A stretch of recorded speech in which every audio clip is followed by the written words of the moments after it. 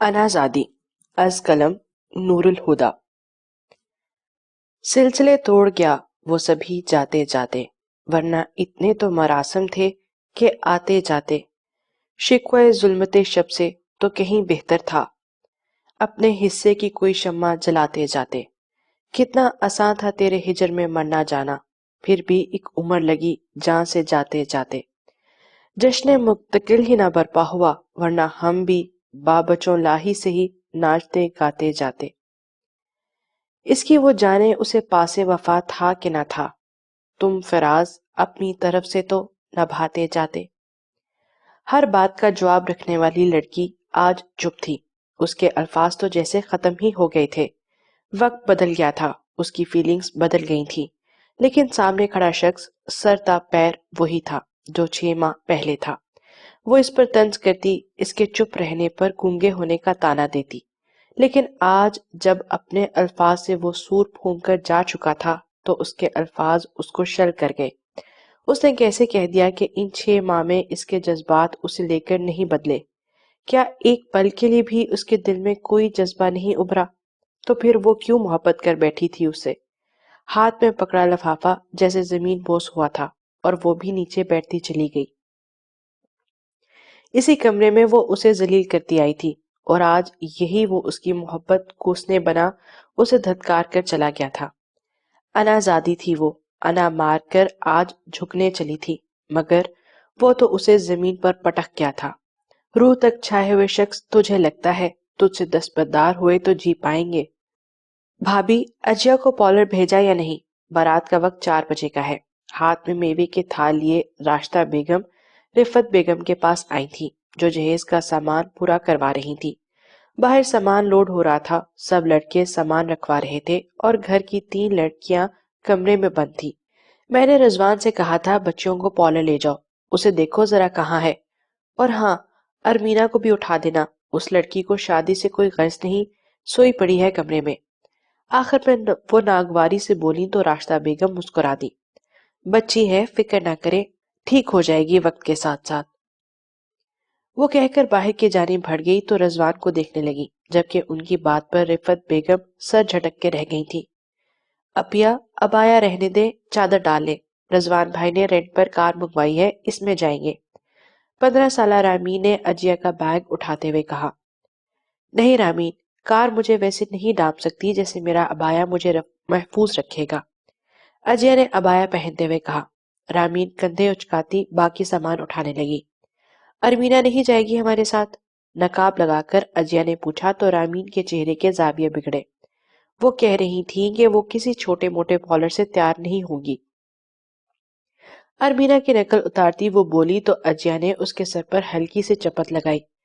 بڑی بہن ہے تمہاری، نقل نہیں اتارتے، اجیا نے اسے سمجھایا۔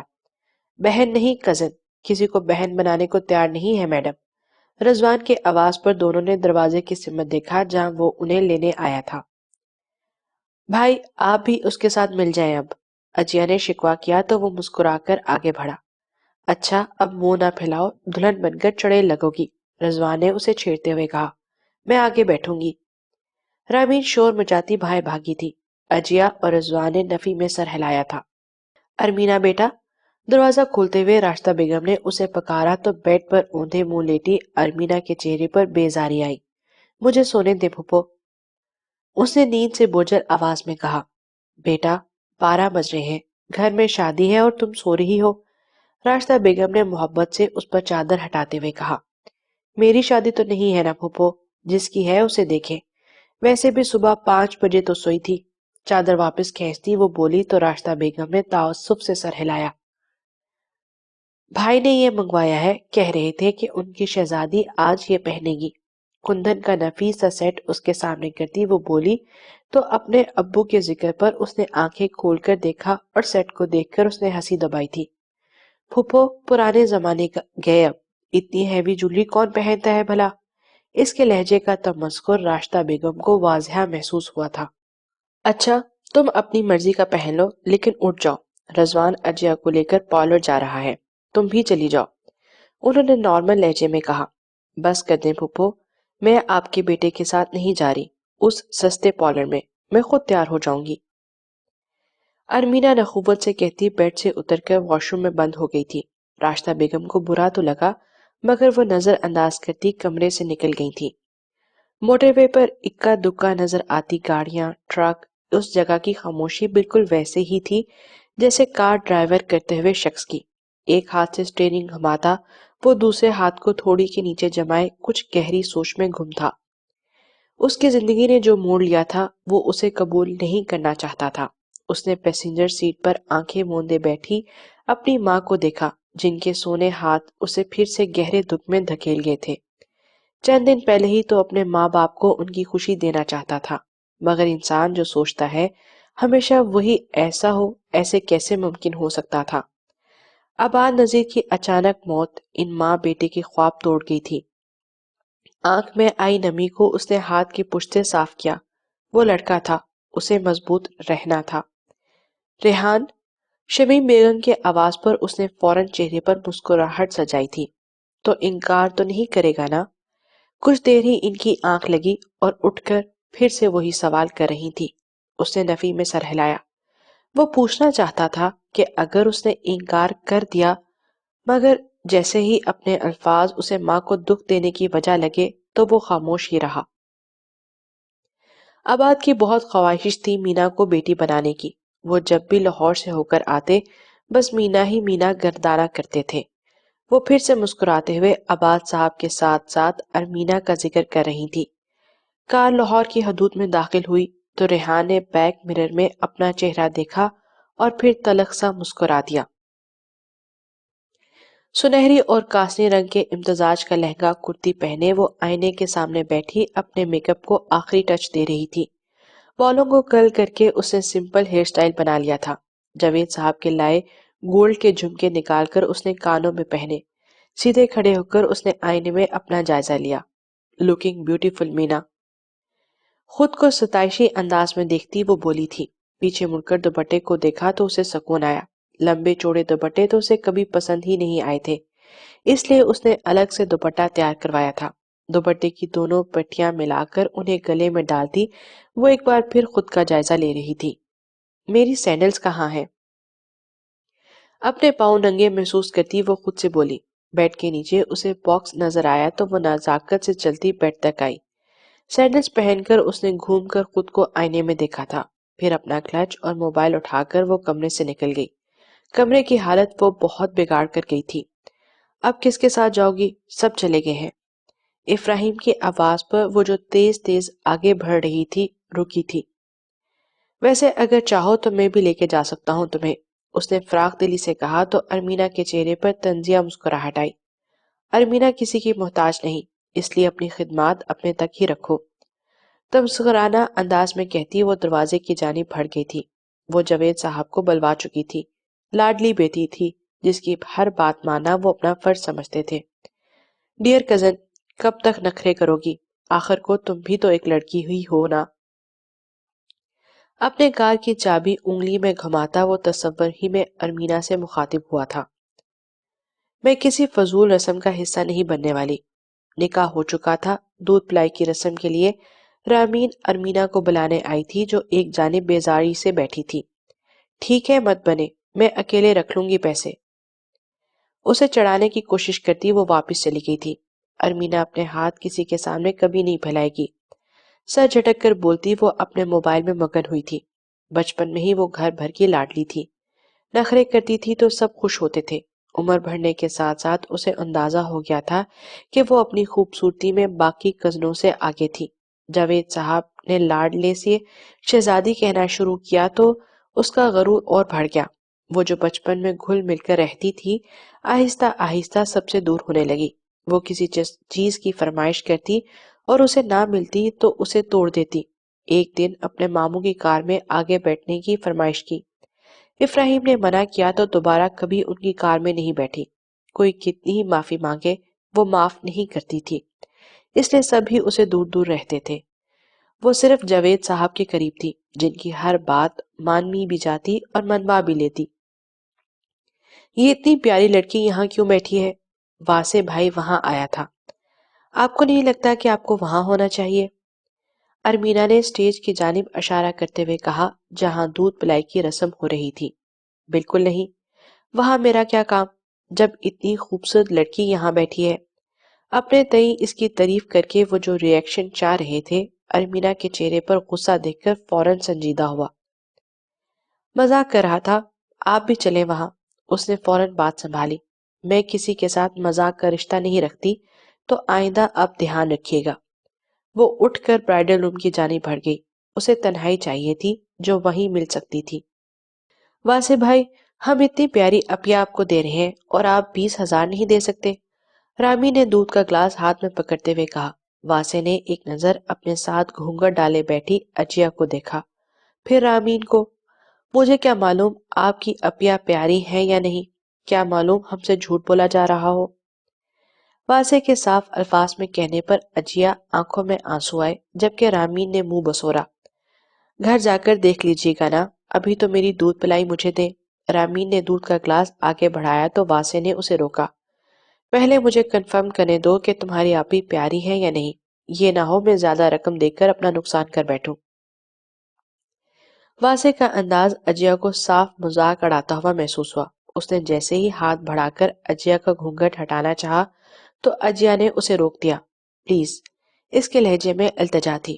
واسے نے اپنے ہاتھ واپس کھینچ لیے اور پاکٹ سے 20,000 نکال کر رامین کی ہتھیلی پر رکھ دیے۔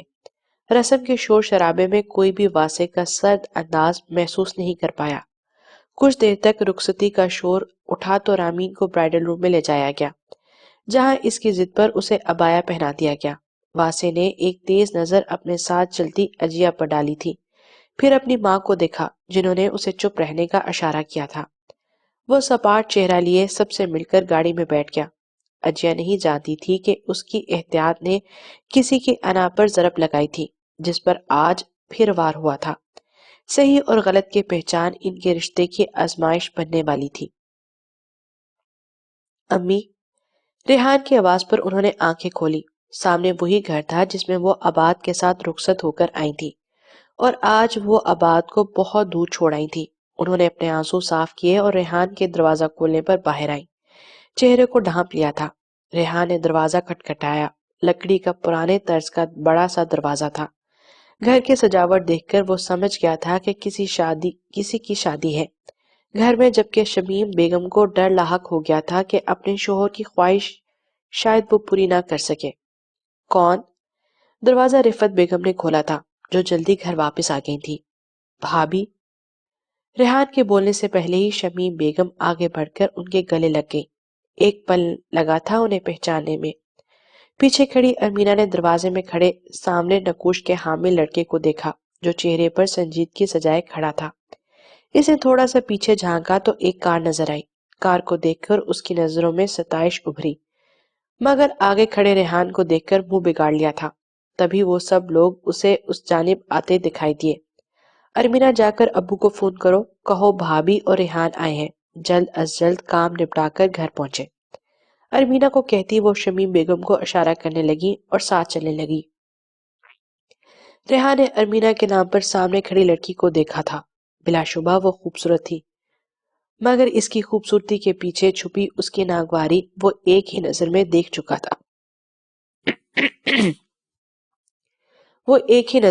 چکا تھا۔ ارمینا اسے خود کو دیکھتے پا کر سخت کی تاثرات چہرے پر سجا لیے تھے۔ وہ واپس مڑ گیا تھا، جبکہ ارمینا جاوید صاحب کا نمبر ملاتی اپنے کمرے کی جانب بڑھ گئی تھی۔ وہ اکیلا چھت پر موجود تھا، نیچے اس کے سب اپنے موجود تھے، لیکن وہ چاہ کر بھی ان سے گھل مل نہیں سکتا تھا۔ اس کی نیچر ان سب سے الگ تھی۔ وہ جلدی گھلتا ملتا نہیں تھا، وہ باتونی بھی نہیں تھا۔ اپنی زندگی کے 27 سال اس نے اس گھر کے کسی فرد کو نہیں دیکھا تھا۔ اپنے والد کے منہ سے ان کا ذکر ضرور سنا تھا۔ عباد صاحب کی اچانک وفات اس کے لیے گہرا جھٹکا ثابت ہوئی تھی۔ وہ تو اپنے ماں باپ کو اللہ کا گھر دکھانا چاہتا تھا، لیکن قسمت نے انہیں یہ موقع نہیں دیا۔ اس کے تایا اور چچا نے اسے گلے لگا کر اس کا دکھ بانٹا تھا۔ اس کی ماں عدت میں تھی، جن کی ضد پر وہ اسے اس گھر میں لایا تھا۔ وہ اپنے شوہر کے گھر میں عدت گزارنا چاہتی تھی، لیکن اصل وجہ تو عباد کی خواہش تھی جو انہیں یہاں لے کر آئی تھی۔ ریحان بھائی، شمشیر کی آواز پر اس نے مڑ کر دیکھا تھا۔ آ جائیں، آپ کا بستر ہمارے کمرے میں لگا دیا ہے۔ 20 سالہ شمشیر جو قد کاٹ میں اس سے کم نہ تھا لیکن چہرے کی سفید رنگت اسے جاذب نظر بناتی تھی۔ اس کے بتانے کے انداز سے ریحان کو اندازہ ہو گیا تھا کہ وہ اس کے ساتھ کمرہ شیئر کر کے بالکل خوش نہیں ہے۔ آج تو اس کی مجبوری تھی لیکن کل کے بارے میں وہ سوچ چکا تھا۔ وہ شمشیر کے ساتھ نیچے آیا تو اس کا سامنا ایک بار پھر ارمینا سے ہوا تھا، جو ہاتھ میں چائے کا کپ پکڑے کھڑی تھی۔ ارمینا کے چہرے پر بیزارگی تھی، جبکہ ریحان کا چہرہ ہر تاثر سے پاک۔ وہ منہ بگاڑتی اپنے کمرے کی جانب بڑھ گئی تھی۔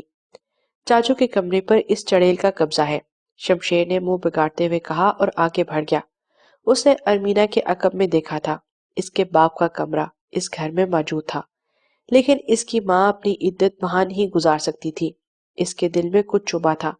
شاید اس کی ماں کی توقعات زیادہ تھی، یا پھر شاید وہی غلط تھا۔ کچھ دیر پہلے مبینہ بیگم ساری رسموں کے بعد اسے کمرے میں چھوڑ کر چلی گئی۔ ساری ہدایات اجیا کو دینے کے بعد وہ اس کے ماتھے پر پیار کر کے چلی گئی۔ اجیا نے ایک نظر آئینے میں خود کو دیکھا۔ سرخ جوڑے میں وہ زیورات سے سجی خود کو بھی پیاری لگی تھی۔ اس نے خود ہی شرما کر سر جھکا لیا۔ چہرے پر گھونگھٹ ڈال کر وہ واسے کا انتظار کرنے لگی۔ شادی کے ہنگاموں میں وہ ٹھیک سے سو نہیں پائی تھی۔ اس کی آنکھیں بند ہو رہی تھی۔ 1 گھنٹہ ہو گیا تھا لیکن واسے ابھی تک نہیں آیا تھا۔ اس نے بیڈ کے راؤنڈ سے ٹیک لگا لی۔ نیند جیسے ہی حاوی ہوئی تو وہ آنکھیں موند گئی۔ خود پر کچھ پھینکے جانے پر اس کی آنکھ کھلی تھی۔ وہ ہڑبڑا کر سیدھی ہوئی۔ اس نے ایک نظر سامنے غصے میں کھڑے واسے کو دیکھا اور پھر اپنی گود میں پڑے ابائے کو۔ پہنو اسے، وہ یکدم غصے سے بولا تو اجیا اپنی جگہ پر اچھلی تھی۔ واسے، آپ جو کہا ہے کرو۔ اسے بولنے کا موقع دیے بنا وہ پھر سے بولا تو اجیا اس کا غصہ دیکھ کر ڈر گئی۔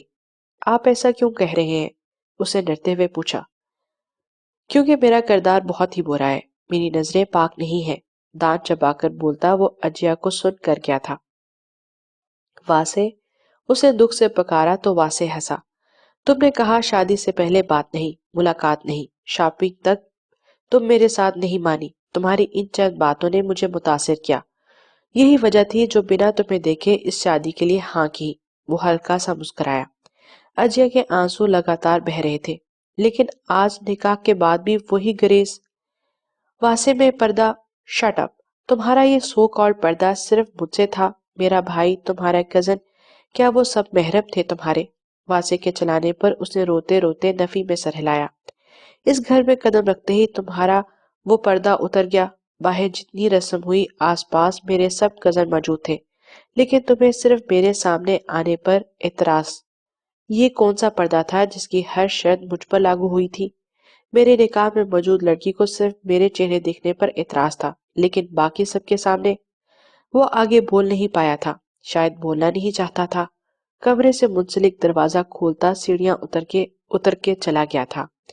اس کے کمرے کی پچھلی جانب بیک ڈور تھا۔ وہ چلا گیا تھا۔ اجیا رو رہی تھی۔ واسے کی باتوں نے اسے واقعی شرمندہ کر دیا تھا۔ اپنے ابائے کو دیکھ کر اسے نفرت ہوئی تھی خود سے۔ واسے واپس نہیں آیا تھا۔ وہ روتے روتے فرش پر سو گئی تھی۔ آنکھ کھلنے پر اسے خالی کمرہ دیکھا۔ رات کا منظر، واسے کے الفاظ یاد آتے ہی اس نے شرمندگی سے چہرہ چھپا لیا۔ آنسو صاف کرتی وہ فریش ہونے چلی گئی تھی۔ واسے اس کا شوہر تھا، اسے اس کو منانا تھا۔ آدھے گھنٹے کے بعد وہ ہلکے سے کام والے فیروزی شلوار قمیض میں ہلکا سا میک اپ میں تیار کھڑی تھی۔ واسے ابھی تک نہیں آیا تھا۔ اسے عجیب لگ رہا تھا اکیلے نیچے جانا، لیکن یہ سوچ کر واسے نیچے ہوگا، وہ سر پر سلیقے سے دوپٹہ جمائے کمرے سے باہر نکل آئی تھی۔ مبینہ بیگم اسے سیڑھیوں میں ہی مل گئی تھی۔ گھر میں خاموشی تھی، شاید ان کے مہمان رات ہی میں جا چکے تھے۔ وہ سر جھکائے مبینہ بیگم کے پاس آئی۔ انہوں نے محبت سے اسے ساتھ لگایا۔ باہر سے آتے ارسم نے اس منظر کو دیکھا اور سیٹی بجائی۔ مبینہ بیگم نے اسے مصنوعی گھوری سے نوازا تو وہ ہنس دیا۔ اجیا بیٹا، واسے نہیں اٹھا ابھی تک؟ مبینہ بیگم کا سوال سن کر اسے مزید سر جھکا لیا تھا۔ اس میں ہمت نہیں تھی بتانے کی کہ واسے گھر پر نہیں ہے۔ امی، آپ کو پتا تو ہے بھائی کا انہیں کریز ہے جاگنگ پر گئے ہیں۔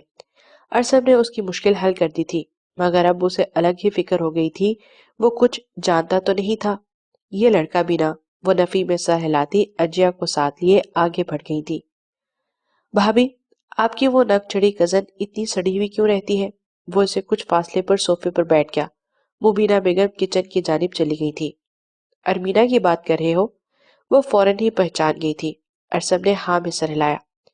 وہ تھوڑی ریزرو رہتی ہے، اجیا نے مسکراتے ہوئے بتایا۔ ریزرو نہیں، انا کی دکان ہے چلتی پھرتی۔ ارسم نے کانوں کو ہاتھ لگاتے ہوئے کہا تو وہ ہنسی تھی۔ ہنستے ہوئے اس کی نظر دروازے میں کھڑے واسے پر پڑی۔ اس کی آنکھوں میں غصہ دیکھ کر اس کی مسکراہٹ سمٹی تھی۔ وہ اسے اگنور کرتا اپنے کمرے کی جانب بڑھ گیا تھا۔ تمہارا یہ سو کال پردہ صرف مجھ سے تھا، میرا بھائی، تمہارے کزن، کیا وہ سب محرم تھے تمہارے؟ واسے کی بات یاد آتے ہی وہ اٹھ کر اس کے پیچھے گئی تھی۔ ارسم کندھے اچکاتا صوفے پر پھیل کر لیٹ گیا تھا۔ واسے، میری بات سنے۔ وہ اپنے کپڑے لے کر واش روم کی جانب بڑھا جب اجیا اس کے سامنے آئی۔ میرا ارادہ آپ کو دکھ پہنچانے کا نہیں تھا واسے، مجھے لگا آپ کے گھر والوں کو برا لگے گا، میرے گھر والے تمہارے پردے کے ساتھ قبول کر کے لائے تھے۔ وہ اسے کہہ کر راستے سے ہٹاتا واش روم میں بند ہو گیا تھا۔ اجیا بند دروازے کو دیکھ رہی تھی۔